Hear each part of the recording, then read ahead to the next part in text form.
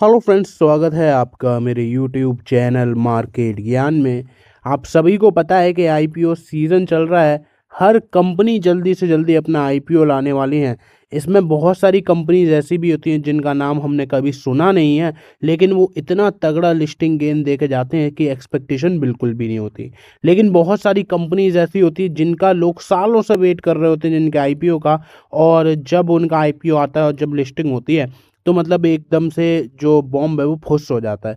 ऐसी बहुत सारी बड़ी बड़ी कंपनी हम लोग देख चुके हैं, लेकिन ऐसे में एक नाम आ रहा है जिससे उम्मीदें बहुत ज़्यादा लगाई जा रही हैं, वो है एनएसई, यानी कि नेशनल सिक्योरिटी एक्सचेंज। आपको यहाँ पर ये देखने को मिल रहा है। और बीएसई ऑलरेडी आपको पता है कि लिस्टेड है। अब यहाँ पर एनएसई जो है वो प्लान कर रहे हैं अपने आईपीओ। पूरी डिटेल इस वीडियो के अंदर जानेंगे और कैसे क्या कुछ कहानी जो है वो एनएसई की रहने वाली है वो हम इस वीडियो के अंदर देखने वाले हैं। बस चैनल को सब्सक्राइब, वीडियो को लाइक जरूर कर दीजिएगा।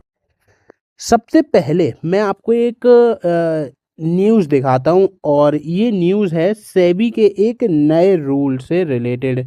सेबी ने अपना रूल या तो चेंज किया है या फिर आप बोल सकते हो नया रूल लाया है। और इससे क्या होगा कि जो बड़े बड़े आईपीओ जैसे कि रिलायंस जियो की जो बात हो रही है ना, क्योंकि अगर रिलायंस जियो मार्केट में आता है और एक बहुत बड़े वैल्यूएशंस के साथ एंटर करेगा तो मार्केट की हालत जो है वो ख़राब हो जाएगी। और जब इतने बड़े वैल्यूएशन के साथ एंट्री होगी तो जो डिमांड गेम है वो इंटरप्ट होगा, और एट द एंड जो सबसे बड़ा इम्पैक्ट पड़ेगा वो स्टॉक मार्केट पर पड़ेगा। इसी से रिलेटेड यहाँ पर सेबी ने कुछ चेंजेस जो हैं वो अपने नए रूल में करे हैं। SEBI has relaxed rules on minimum public offer and minimum public share holding, यानी कि जो MPO MPS नॉर्म्स होते हैं उसमें इन्होंने कुछ रिलैक्सेशन दे दिया है। जो पहले आपको बोला जाता कि 3 महीने के अंदर 25% की पब्लिक शेयर होल्डिंग चाहिए होती थी, वो अब उसको बढ़ाकर 10 साल कर दिया गया है। तो एक तो सबसे बड़ा चेंज जो है वो आपको यहाँ पर देखने को मिल रहा है। Until now, firms with the market value above 5 lakh crore will acquire to sell at least 5% of their equity through IPO for the Reliance Jio valued at more than 13.5 lakh crore. यानी कि अगर आप यहाँ पर देखते हो तो अगर हम रिलायंस जियो की बात करें, अगर हम पुराने रूल्स के अकॉर्डिंग चलते तो ये 13.5 लाख करोड़ से भी ज़्यादा हो जाता। और ये एक टाइम में, जैसे कि मैंने आपको बोला, डिमांड एंड सप्लाई गेम बिल्कुल ख़राब हो जाता। तो इस वजह से अब क्या है कि सेबी का जो नया प्रपोजल आया है इससे जो रिक्वायरमेंट है वो आधी कर दिया, यानी कि अब ये 2.5% है। यानी कि अब जो आईपीओ का साइज है वो लगभग 30,000 करोड़ के आसपास रहने वाला है। तो समझ रहे हो कि कहाँ से कहाँ तक कर दिया। इससे एक तो आईपीओ साइज आपका कम हो गया, साथ के साथ जो रिस्क था मार्केट का वो आधा हो गया, प्लस जो टेन्योर बढ़ा दिया। अब इससे क्या होगा, आप धीरे धीरे मार्केट में एंटर करते रहोगे बिना मार्केट को डिसरप्ट करे। तो ये एक अच्छी चीज़ जो है वो आई है, स्पेशली उन कंपनीज के लिए जो कि आईपीओ प्लान कर रहे हैं, लेकिन जो बहुत बड़ी बड़ी कंपनीज हैं जो कि जब मार्केट में एंटर करेंगी तो डेफिनेटली स्टॉक मार्केट पर उनसे काफ़ी इम्पैक्ट पड़ेगा, पॉजिटिवली भी और नेगेटिवली भी। जैसे कि रिलायंस जियो हो गया, एनएससी हो गया, ऐसी बड़ी बड़ी कंपनीज का।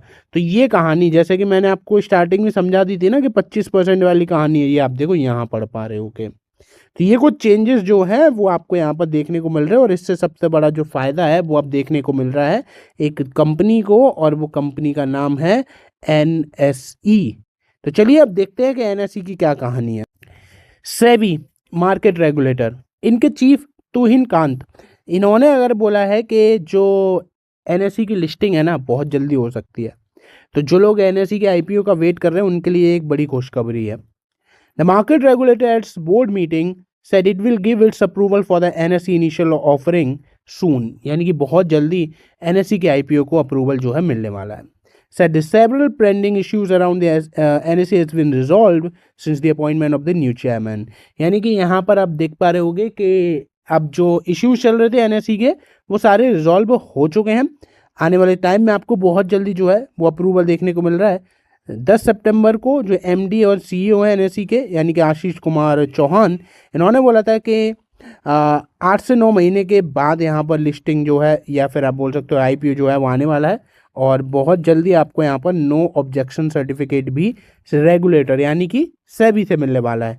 इन्होंने ऑलरेडी ये भी कहा है कि लगभग 1.7 लाख शेयर होल्डर्स हैं जो कि स्ट्रक्चरली डिफरेंट है मोस्ट कंपनी जो आईपीओ के लिए हेड कर रही है उनसे। इन्होंने बोला कि जिस अकॉर्डिंग ओवरऑल एनएसई की बात करें तो एनएसई इंडियन फाइनेंशियल सिस्टम में की प्लेयर है और यहाँ पर इंडिया का पहला और लार्जेस्ट फिनटेक एक्सचेंज है जो कि अपने लार्ज स्केल कैपिटल फॉर्मेशन में काफ़ी बड़ा रोल प्ले करता है। जो ड्राफ्ट पेपर हैं वो 2016 में ही सबमिट कर दिए गए थे जिससे 10,000 करोड़ रुपए का ऑफर फॉर सेल की बात करी गई थी।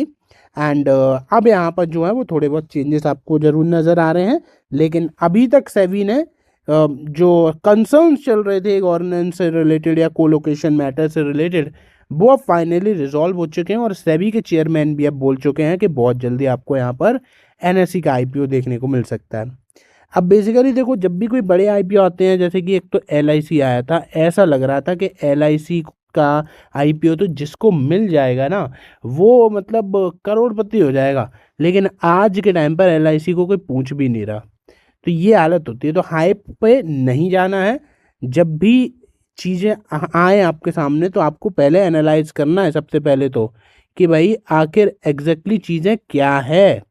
तो जब एनएसई का आईपीओ आएगा तो केवल नाम पे नहीं जाना है, आपको सबसे पहले ये देखना है कि आखिर जो वैल्यूएशंस हैं वो कैसे हैं, फाइनेंशियल्स जो हैं वो कैसे हैं, क्या जो आईपीओ प्राइस रखा गया है और जो बुक वैल्यू है उसमें क्या बहुत बड़ा डिफरेंस है या फिर नहीं, ग्रोथ है कि नहीं। इन सारी चीज़ों को जो जब आएगा तो फिर मैं भी आपको बता ही दूंगा। तो वो सारी चीज़ें आपको देखनी है और तभी अप्लाई करना है। तो बहुत जल्दी एनएसई को नो ऑब्जेक्शन सर्टिफिकेट जो है मिलने वाला है और आने वाले टाइम में आप लोगों के लिए भी एक काफ़ी बड़ी खुशखबरी जो है वो मिल जाएगी कि एक अच्छा आईपीओ आने वाले टाइम में आपको जो है देखने को मिलेगा।